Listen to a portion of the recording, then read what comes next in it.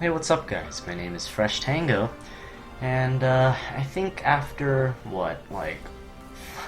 almost like half a year of not making another one of these skill tree videos and guides, I think it's time that I make another one.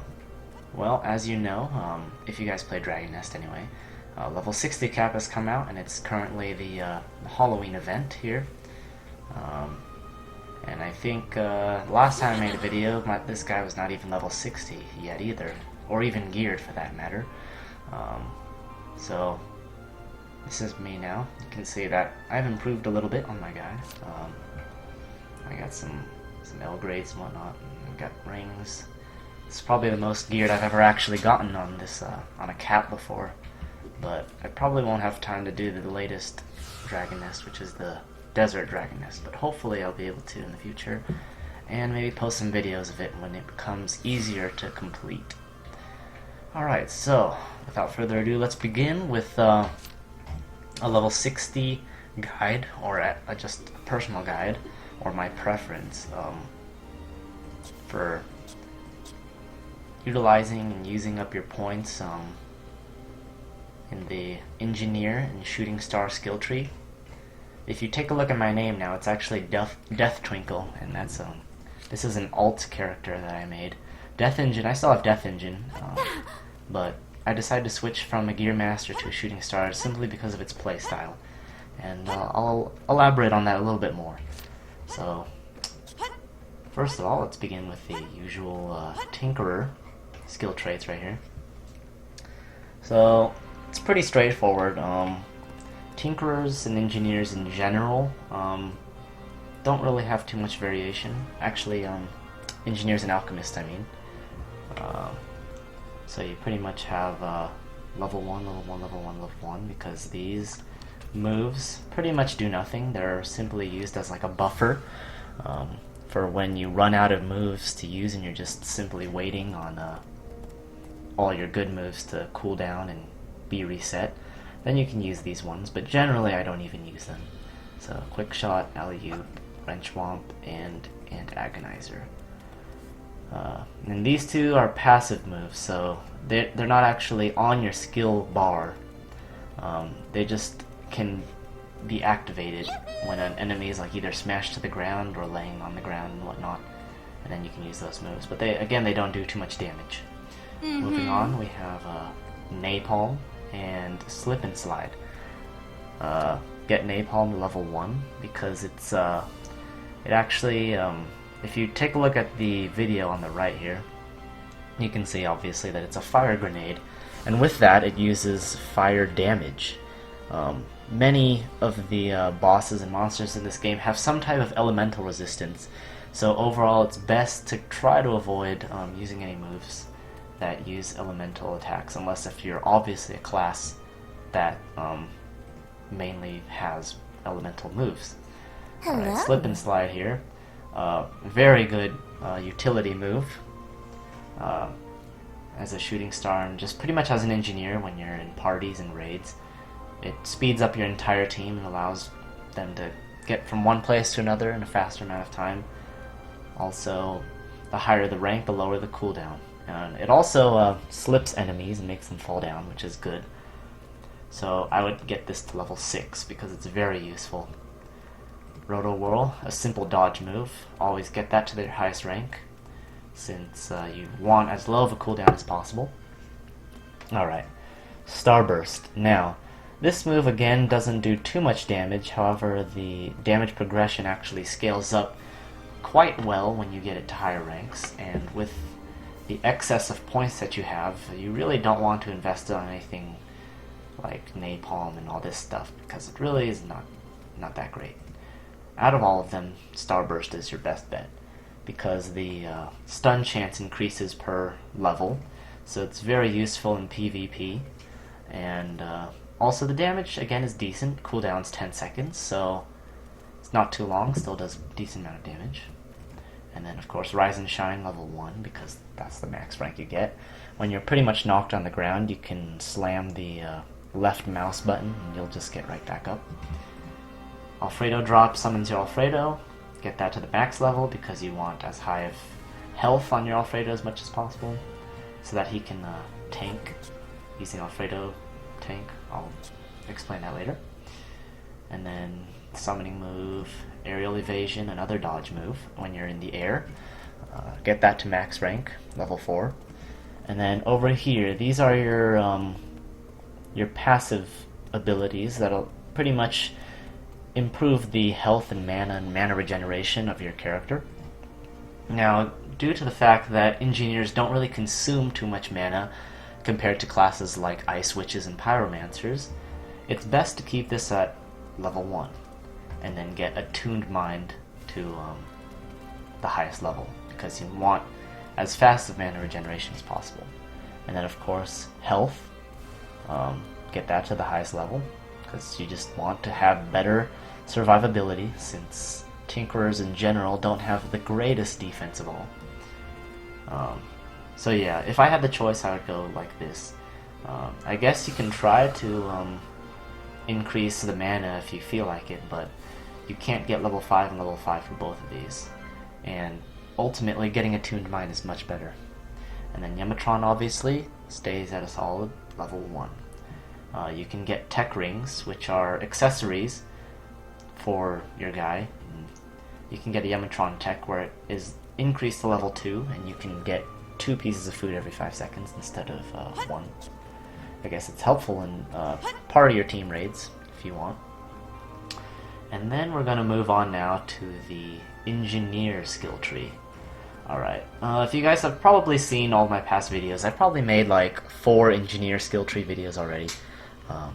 So it's pretty much the same as last time, unless if you haven't seen the T4 version of the level 50 skill guide that I made. So we're going to begin. Level 16 Super Bowl. This is pretty much your greatest DPS move, or greatest damage move for an engineer, and better yet, a shooting star. For shooting stars have the ability, the passive ability Super Ball EX, which increases its damage by 2, its bounces by 2, or damage by 20%, bounces by 2, and bonus bounce damage by 5%. Not only that, if you're only subjected or faced with one enemy, one really large boss or enemy, then every damage, the damage increases every bounce that you do not use. So it is really incredible, the damage that it can output. Like, you can get like 1 to 2 million if you're buffed and in a raid. So get that to the highest level possible. Not to mention that the cooldown is also fairly low. Rocket Jump, a really good move for navigation and dodging away. Also has a relatively low cooldown, so it's really good for just kind of getting from one place to another, or just moving away from like black holes and other things. Very useful, I get that. And then Quackum Crash. Now, since I'm a shooting star this time, it's going to be a little bit different compared to a Gear Master. Gear Masters need to level this up a little bit higher than shooting stars do, because they have the Quackum Crash EX move. So if you're a Gear Master, then obviously rank this up. But I would not rank it up higher than the minimum needed for the EX. For shooting stars anyway, get it to just level 1, because we need to invest our points in other things. Moving on to the next row here. Alfredo Smash, level 1, Gravity Grenade, level 1, and Quack Shock, level 6. Quack Shock is a passive move, and as you can see, the damage isn't incredible, but again, if you think about it, take a look at the cooldown. It's 8 seconds, and if you have 3 ducks, then that's going to do 3 times the damage. So this is also a really good move, if you plan on going the duck route, which I went, obviously. It's also very useful in PvP because it stuns the enemy like right in place and allows you to execute some pretty good combos. But ultimately, this is a really good move for ducks if you want to increase their damage. Gravity Grenade, a simple utility move that sucks in enemies, as usual. Doesn't do too much damage, but again, it's very helpful for clearing dungeons and such.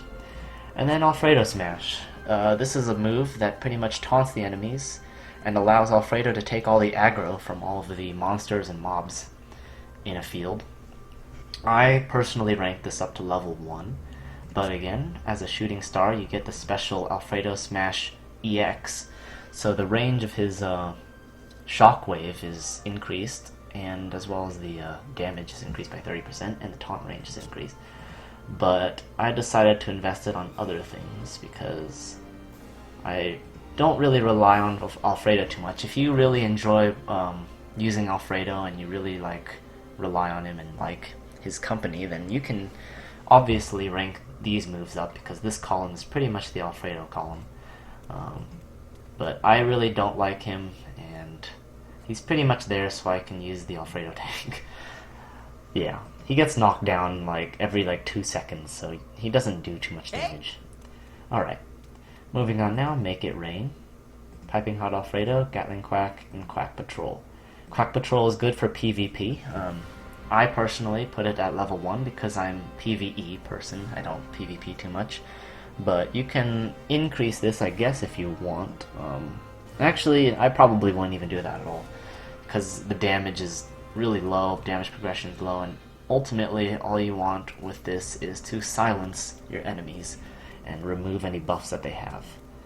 Again, useful in PvP. In PvE, not too much. Gatling Quacker. This is the worst turret, or quack turret, or whatever, for the engineer, with the introduction of T4. So just put this at level 1. It's best. Piping Hot Alfredo. Again, if you want to improve your Alfredo, you can increase his damage output and duration by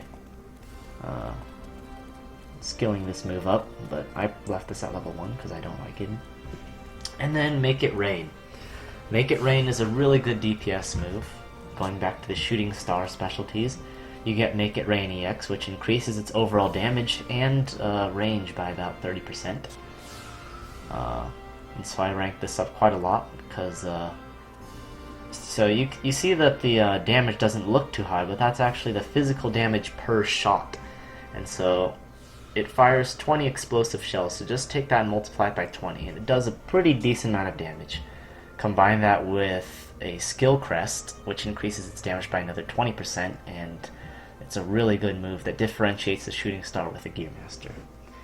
I forgot to also mention, level 6 and level 11 are key level numbers that you should remember, because those are the levels that drastically increase the progression of the damage. So for example, a level 5 versus a level 6 is a lot higher than simply going from 7 to 8, 8 to 9.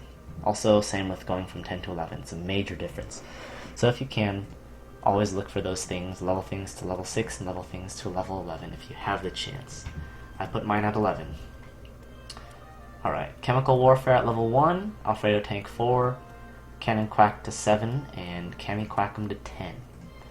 Now, Cami Quackum is a really good move for PvE because it reduces the enemy's damage by 30% for 8 seconds, so it's really good if they're really hard-hitting bosses.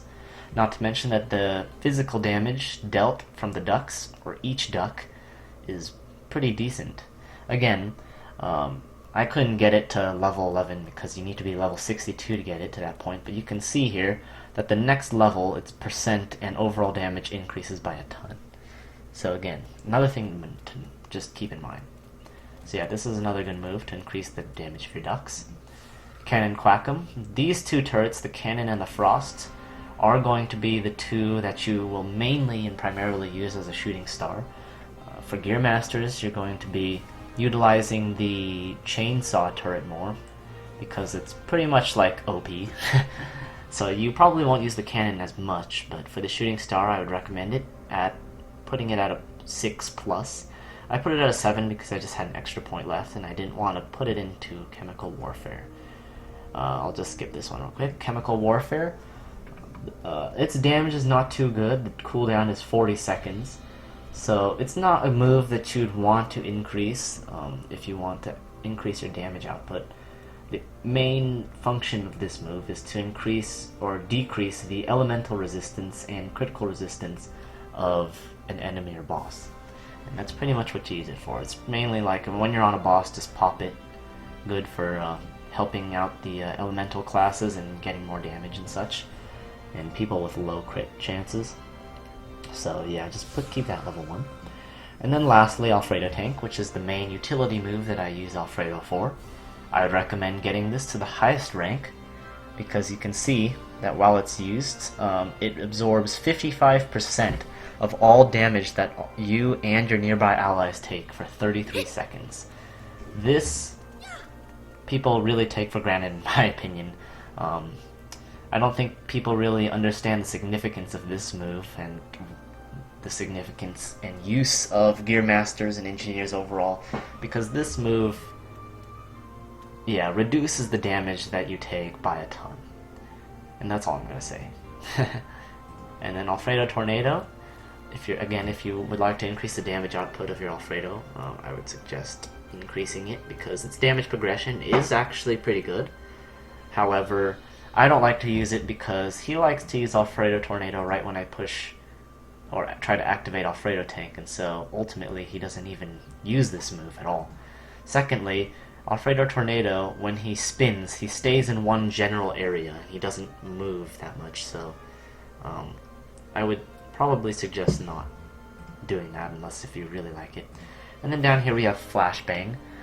Stuns enemies. It has a 100% chance of stunning with a 22-second cooldown. It's pretty good if you're getting hit by stuff, and good for PvP, but for PvE I probably wouldn't recommend using it. Then we're going to go with our general ulties. And I'll just say now that the Bullet Barrage is a really terrible ultimate after the introduction of T4. So just go with the Quackums and put it at level 2, even though it's the Gear Master ultimate. Lastly, we're going to move on to the Shooting Star. And then obviously, you just put these at max level, because Splash, it's pretty much just like taking a shotgun to the face. And check out that damage, 368% plus 10,336. Multiply that by 5. Yeah, it does massive damage. I personally prefer this over the Gigaton Quack because it has a very short cast time, and it does pretty much the same, if not more damage than the Gear Master, the Gigaton thing. And then Alfredo Overdrive. Although I don't like using Alfredo, this move does a crap ton of damage if it's executed properly by Alfredo. You can see here the physical damage is 890% plus 10,802 with a 24-second cooldown. Yeah, you'll notice that this will take the boss's HP down quite a significant amount if it actually hits. It's so overpowered, actually, that they don't even have a skill crest for this, so yeah. And so that's pretty much the overall gist of it. I think I've been talking for a pretty long time, but luckily I actually got my last copyright infringement taken away, so now I can post videos for longer than 15 minutes. So if this goes on for longer than that, then I'm fine. And that's pretty much it. So thanks for watching, guys. I apologize again for not posting any videos, but this time I will actually begin posting up videos of Dragon Nest and whatnot constantly, as well as other games like Guild Wars 2, League of Legends, and this other Shingeki no Kyojin game that I've been playing and that my cousin introduced to me. If you have any questions, comments, or concerns that you'd like to post, just put it in the comment section below, and feel free to like and subscribe the video, please, because I greatly appreciate your support. I thank you guys for all subscribing to my channel, even though I haven't been posting videos lately. But I think I'm going to actually try to join a gaming network so that I can get rights to post videos with other games without getting in trouble. And I think I'm gonna probably get this channel going and get it progressed and with more subscribers and get some constant footage out for you guys. So thanks again for all you guys who have been following me the whole time and been watching my videos, and I'll see you later. Bullseye.